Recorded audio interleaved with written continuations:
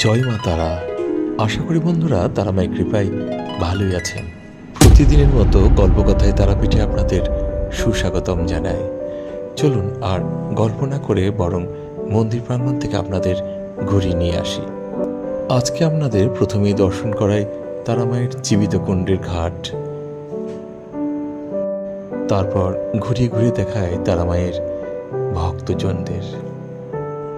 অন্যদিনের মতো আজও তারা মায়ের মন্দির ভক্তের ভিড়ে জমজমাট, লোকে লোকারণ্য। চলুন এবার আপনাদের গর্ভগৃহ থেকে ঘুরে নিয়ে আসি, যেখানে আনন্দময়ী তারা মা বিরাজমান।